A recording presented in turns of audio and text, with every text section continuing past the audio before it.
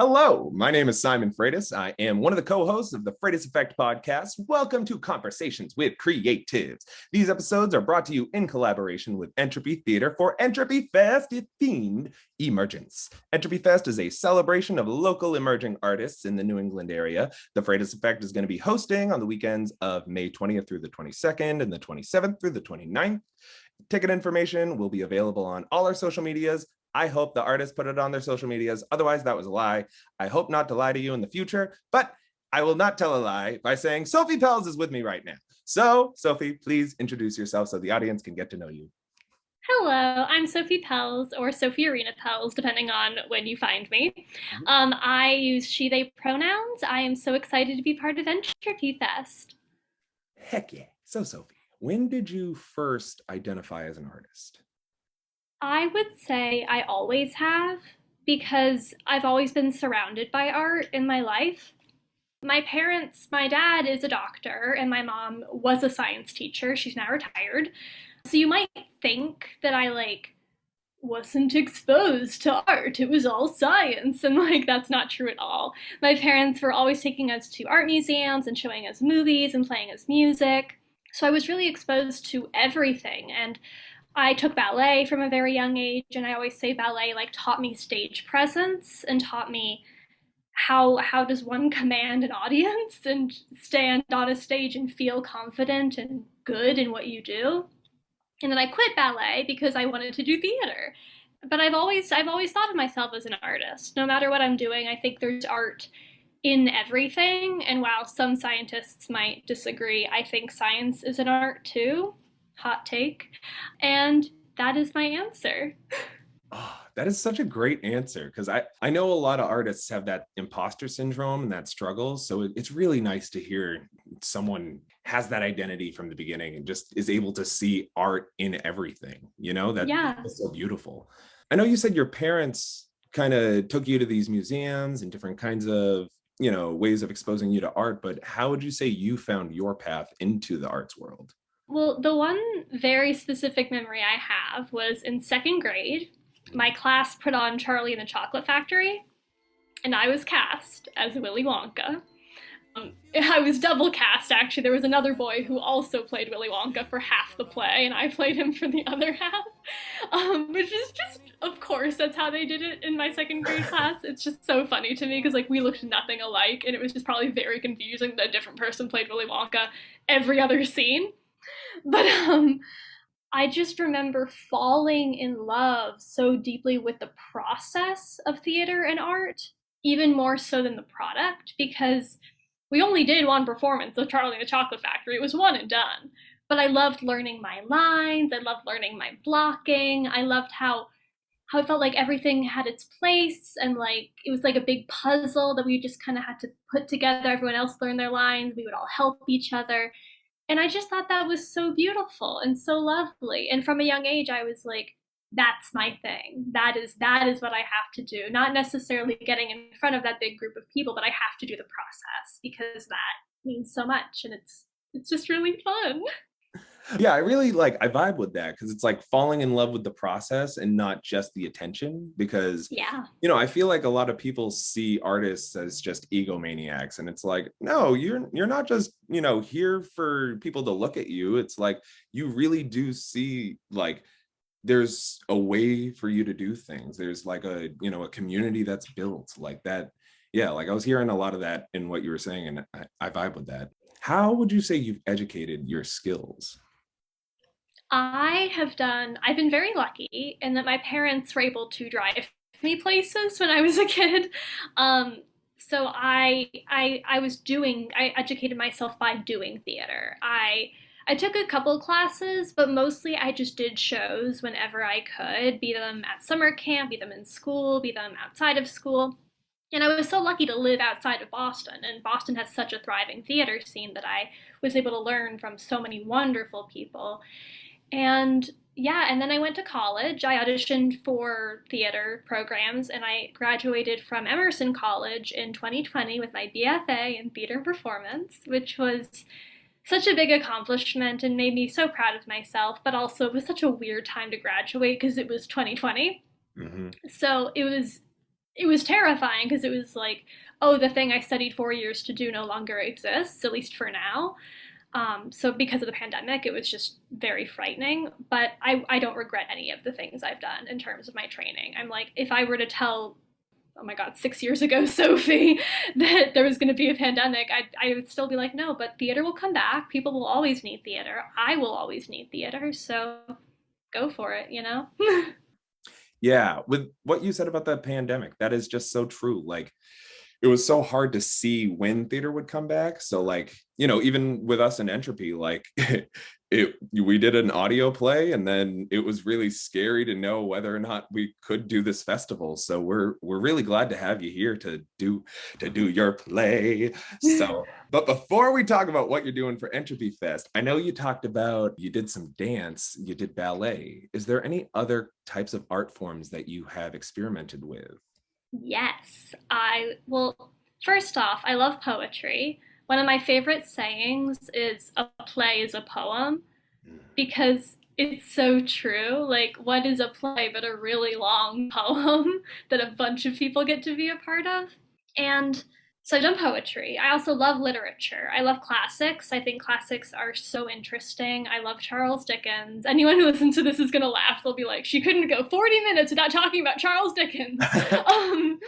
Because I think, I'm not saying he was like an exemplary person, but his art and his life was so fascinating and like just an interesting guy all around. And I think classics are so nice because they really give us a window into the past. And I think that is so powerful and wonderful that we can then take that window and like reach in through it and like grab the past and figure out what it means for us now. And I want to write a book. I don't know what it's going to be about, but I have this image that I'll write a book and someone will be like, oh, this really exemplifies like what that moment was in time. Because even if you're writing historical fiction or you're writing about like a post-apocalyptic future, it still speaks to your moment. So that's kind of what I want, is I want to write a book that like speaks to the moment that I am in. And so that people in the future can be like, oh, that's what was going on. I like that. Honestly, I was thinking about that today, like how plays and, different things are set historically, and you have to be extremely accurate so that you get placed in that moment and there's the illusion of being in those circumstances. But if you write that book, like I can't wait to read your book, to just kind of be, we are all living these moments. So being sent back in time into these things where we are all experiencing. But the thing that you are also doing is directing a play for Entropyfest. So I would love to hear about, I'd love to hear about that. Yeah, so I am directing, I wrote it, and I'm doing it. I'm the one actor in it. Yeah, I'm very busy. It is an 8-minute play, though. It's not very long, so if you don't like it, you didn't waste too much of your time. It's just that's what I always tell people. I'm like, if you hate it, at least it wasn't a full 10 minutes. But it's a piece that I wrote in college originally for a class called Solo Performance. Mm-hmm. And in Solo Performance, the whole semester was spent researching and drafting and eventually performing an 8-minute solo piece. And I don't even know how I got to this idea, but I knew I wanted to write about how I learned I was gay. Because but the thing is, it was never like one moment. It was always like all these little things that all came together to have a big realization about myself.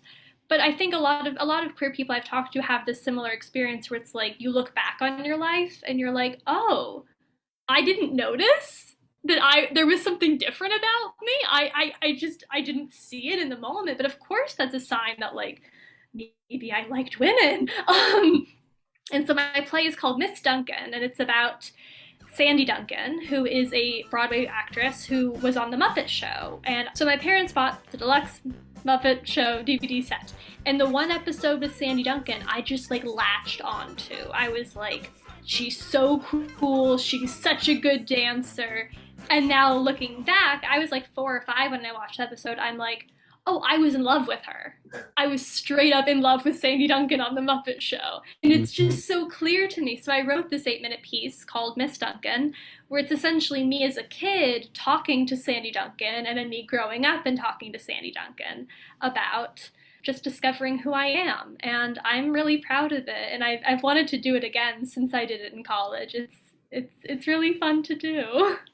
That's so great. Oh my God. When you were talking about it, I just had the memory. I watched your piece. I can't wait to see it. Like when you auditioned or when you applied for the festival, that was one of the biggest pieces that I really fucking pushed for. So I'm really excited to see it. Oh my God. Yes.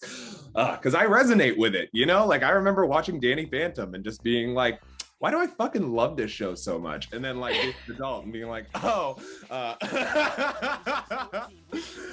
there you have it. A little gay, but oh God. So I feel like there's going to be a lot of people in the audience that resonate with your piece.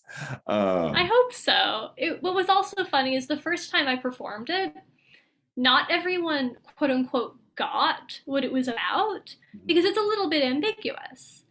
But what I loved, that's kind of what I love about it, is that you don't have to be gay, you don't have to be straight, you don't have to be anything to find something in a piece that resonates with you. Like, I had this one dance teacher come up to me and be like, it's so clear how dance is your foundation. And I was like, that's not what the play was about, but thank you. And it was just like really lovely to be like, oh, everyone can get something out of this.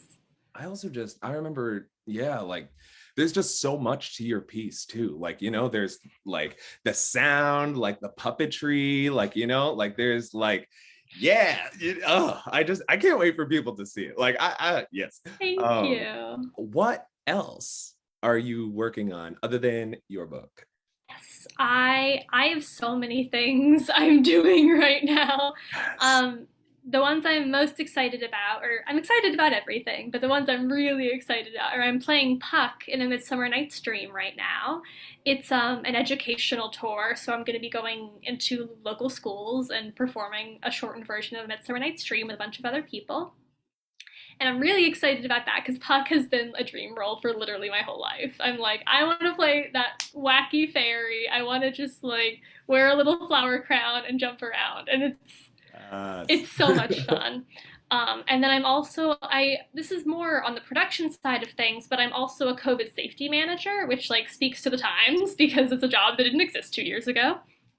So I'm doing that with Speakeasy Stage, and it's actually so nice because I get to just watch rehearsals and make sure no one gets COVID, you know, knock on wood.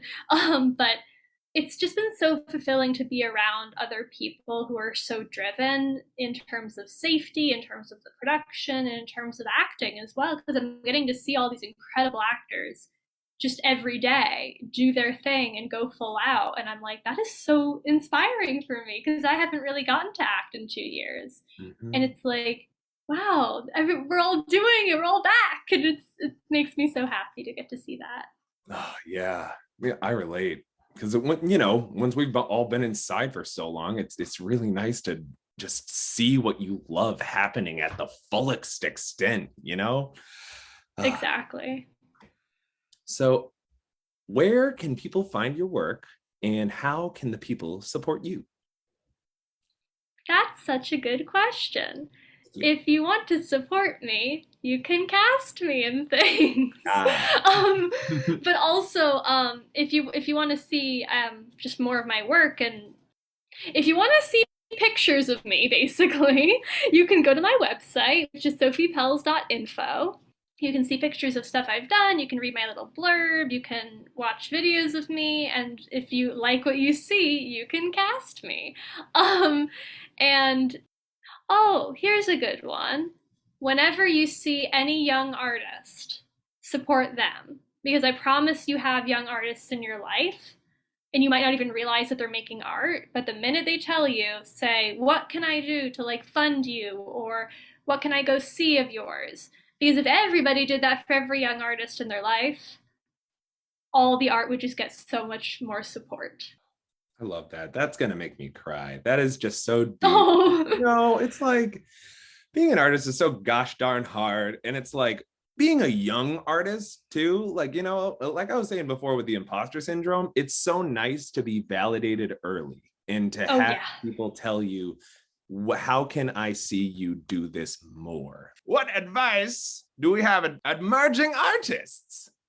Well, I am an emerging artist. So I feel like I think twofold I am both completely underqualified and also completely overqualified to give advice because I am an emerging artist. So one of my favorite quotes is when you give someone advice, you're really telling that to your younger self. Like, when have you ever given advice to someone and been like, but I wouldn't have done that? You're always saying what your younger self needed to hear. And so I'm going to reframe your question. I'm going to take your question and run with it. If I could give younger Sophie, who is even more emerging of an artist, I would say, and this is so cliche, I would say believe not just in your art, but believe in yourself. Sometimes I feel like I get so hung up on being an artist that I also forget to be a person. Mm-hmm. So I think as much as I love that I identify as an artist and that that is such a big part of my identity, I think you also have to be a person. And you also have to remember that everyone you interact with is also a person. And like, not just in the fact that like I have a day job or whatever, but in the fact that everything I'm carrying my whole life, like all that will influence my art, even if it's not directly about it. So believe not just in your art, but in yourself. Sophie Pels. I feel fucking inspired.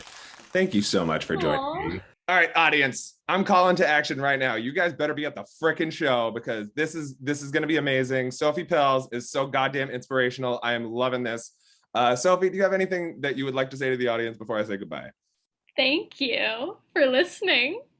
Thank you again. May 20th through the 22nd, 27th through the 29th. That is when you can see her. That is when you can see me. That is when you can see Azeb and all the other artists and all the entropy and all the biddies. So please come through. And if you can't come, make a donation to all of us.